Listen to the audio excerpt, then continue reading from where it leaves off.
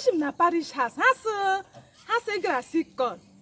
Oh, enwe onye ahụ adịghị m gara leta na horodo. Chai. Chai. Ọ dịkwa mma.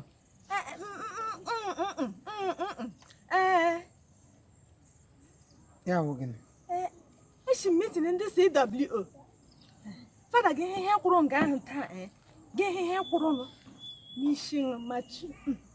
Ha egidego otu London n'iyi machi. Father. N'isi ke mụ. Machi.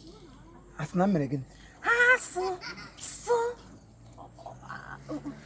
o teenage de confession. Sọrụ ha mma. Onye kọnelu ya na kanala ka onye ka ọzọ nwaanyị nke nere granọt ya sị esi mbụ nwa ya nwaanyị bịara confession gịgide ya otu bawara ya mba gọbawa onye nche confession gọba sọle ihe ogechi akwa iko ha sị agaghị ededemede depụṅụ wepụṅụ na Paris anyị kụpụọ na Paris anyị ha enwegaghị na Paris ọzọ ndị ka na-ekwu ndị ka na-alụ ha sị ị ga-apụrịrị rakwa Fada Imo ọ ga-apụrịrị ha sị ha ga-edi ropes gị ha ga-edi ropes ya ma ha ga-ewuru uwe gị otu na uwe gị nọ ha eyipụghị yi gaghị efe ụkpọrọ yipụghị ete ndị fada nweghị ha na-ekwube na ụfọdụ si weta gị egbuo ụfọdụ si a ga-akpọgide gị n'obe otu a ka a na-agba gara gburugburu n'isi ṅụmachi nsọ lewekwana m onwenye ihe ọjọọ ya ekpuchie ama m so mmadụ ka gịnị gị ihe ọjọọ kpuchie ya ọ ga-emebi ministri gị masị iwu Holy Ghost Fada ihe m si ma tepetara gị azụ Ọ ihe kwuru na meeting. ọwụ sị ekwuru na ekwuru ekwu n'ime obi m ọwụrụ sị ekwupụtara m ekwupụta Fada enwekwara ihe ọzọ ha kwuru ha sị otu ihe a ga-awụ gị mee ha gbaghara ụsọ ị ga-apụta bịa rịọ mgbaghara sị ịgịda eme ụdị ka confession ahụ ọzọ ịgịda eme ụdị sị ị ga-agbanwe ị ga-abịa bịa rịọ mgbaghara nsa na-arịọ onye ihe ọjọọ ya bịa rịọ mgbaghara ịhụrụ ihe ọjọọ kwupụta ihe ọjọọ wara na-agba ha Nna ịgbalịala ekelere m Chineke na ndụ gị mana otu okwu m chọrọ ịjụ gị ofu ajụjụ m nwere ịjụ gị tupu m ekwu ihe m ga-ekwu ọ wụ mgbe a na-ekwu ihe a kedu ihe wụ your own contribution ele ihe i kwuru as a mother hụrụ m n'anya chọrọ ọganihu m kedu okwu ọkpụrụkpụ i kwuru na meeting ahụ mgbe a na-ekwu ihe dị ụta well ịmala na abịa n'ọgbakọ otu ana m anọpụ Mother Maggi na-anọpụ ọwụcha ihe niile ha nụrụ mgbe m si m ekwu ka ha si m shut up chief whip si shut up ha ekwadoghị nkwe ha marala sa akwụkwọ m onye eziokwu thank you Father. Very interesting. Anyway, ihe mere o jiri ruo taa wụ na akwụkwọ nsọ sị resist the devil and the devil will flee away from you. Otu a Father.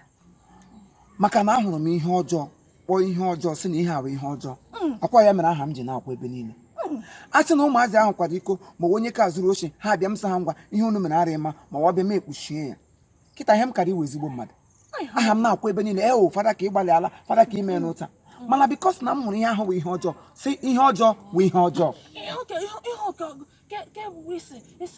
onye ri ime egide wede ndị ka nri n'isi ha mụrịa nwa ọwụ ha bịa bịaba wede so afọ ime ahụ na akwa white ahụ ha na-eyi ọ na-akọntradikt so akwa white wo purity afọ ime ọbụrụ nọ ya iwu ma opio iwe ha si imetedị ka imetedị ya alaiki ahụ eziokwu ụmụ mma na alaikịtakwa eziokwu ekwukwere ha ka ha ekwu m bịara mbịaba cheta igbo agba ị na-echetara ya akwa ịma na ọ bụrụ na ụmụazị ndị a bịara confession bịara kwuchaa njọ ha nsị ha ngwa gaba akwa ịma na m kara ize ezigbo mmadụ maka na abara m mba ya ntị m na-asọ mmehie oyi ihe ọbụla bụ njọ should not come close to me ụmụazị ga-abịa n'ụkọtụ ha ga-eme the same njọ gị nye ha ọpịpịa ha ga-ahụ echi ha mee ha ọzọ ha chekwube for confession ha chekwube after all ha emechaa ya na ha bịa yọọ mgbaghara na a ga-agbaghara ha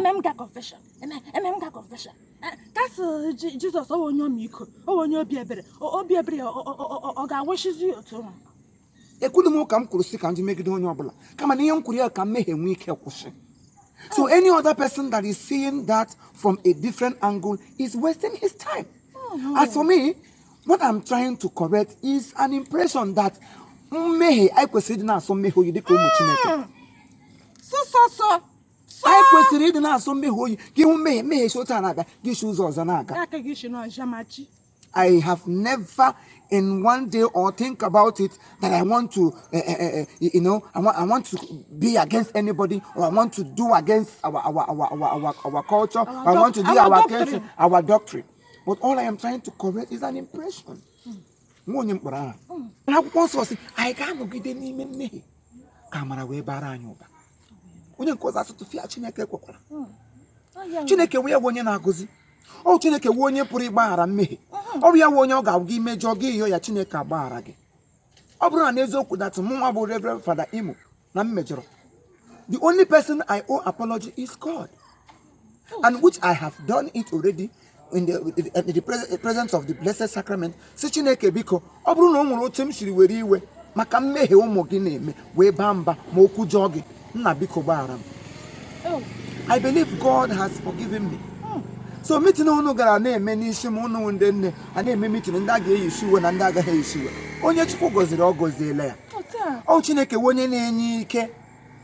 Ya nwa onye pụrụ ịgọzi, ya nwa onye pụrụ ịgọzi asị. Mana so onye Chukwu gọziri emena gịnị agọziela ya. Afọ ime a na-ekpude ya ka m ajọ gị. Enwere onye ga-ahụ otu iyi efe ụgbakọ na-atụ ụcha. Enwe onye ga-ahụ efe a otu ọ dị ụcha sị gị na ọ na-eji nji. Onye kpọrọ ihe a na-efe a na-eji nji onye ahụ ọ na-ahụ ụzọ. Yes. So the only gospel truth is that we should stay away from sin. That is the only thing I'm trying to preach. Last Sunday m nyere sermon na 6:30 mass. Kwe nwere otu okwu m shiri ga. Ozi ọma anyị na-ekwu ozi ọma mgbe Jizọs Kraịst na-akụziri ndị mmadụ mgbe ọ na-agagachi na-eme anụ ọrụ ebube. Akpọtara ya nwaanyị kwara iko. Ya sị ha na ọ bụrụ na o nweghị onye n'ime unu mana ya meghebe ha mbụ ya bụrụ ụzọ tụọ nwaanyị okwute. Ya kwụcha ihe ahụ gịnị ka o mere? Ọkwa nna anyị ekpudo ihu n'ala werekwa ihe na-ede ihe edemede. Before ya welite ihu ya elu onye ọbụla apụshiala. To tell you that nobody is above sin. Enweghị onye n'ime ha the right to judge that woman. And because that Chineke amaghị nwaanyị ahụ ikpe, enweghị onye ga-amali ikpe. So ebe Chineke na-amaghị m ikpe, enweghị onye ga-ama m ikpe. Ozi ọma wụ ekwuo ya gị họrọ ndị Therefor. Gị họrọ ya otu o siri dị gị mma. Gị họrọ nke wee eziokwu ma ọ bụrụ na ị laikiri eziokwu.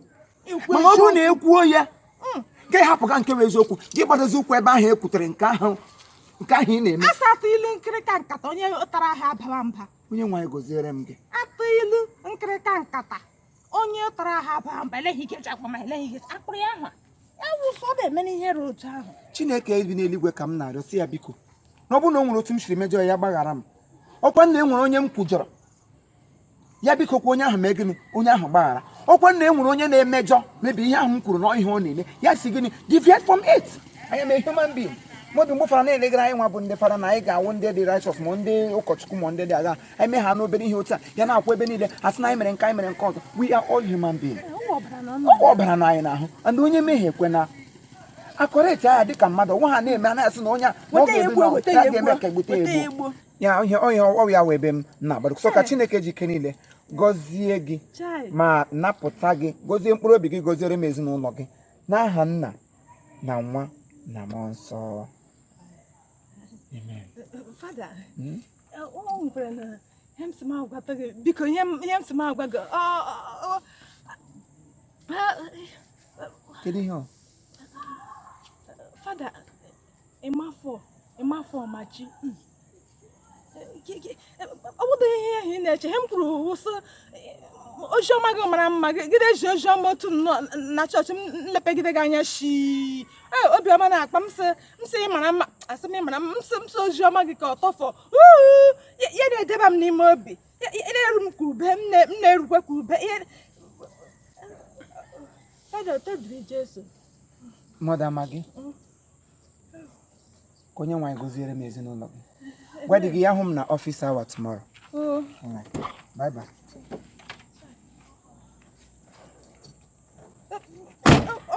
eche mmefego na chi ị na-achị ịkịgide ya na Father, bye bye.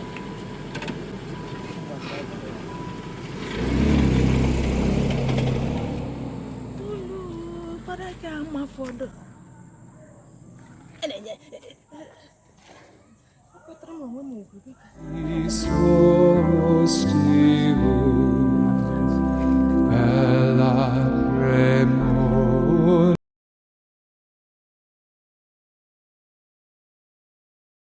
To thank all of you for your understanding. Hey, understanding.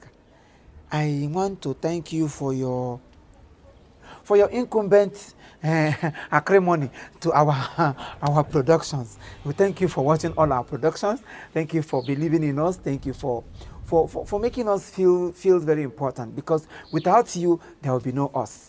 I and Sister Maggi, we put hands together to say thank you very much. And we promise to always make you happy. We promise to always knock at your door with something that will interest you. And again, I want to also tell you that if you want to watch more of our programs, you can get it, or you can just type Chief Imo's Comedy on YouTube. Ganime YouTube, type Chief Imo's Comedy. You get all of our work. And I want to also tell you that every Friday, we'll make sure we update something that will interest you. Thank you, and keep watching us. As you keep watching us, we'll keep also making you proud. We'll keep making you happy. We'll keep making you feel at home. Thank you very much, and God bless you. Bye-bye.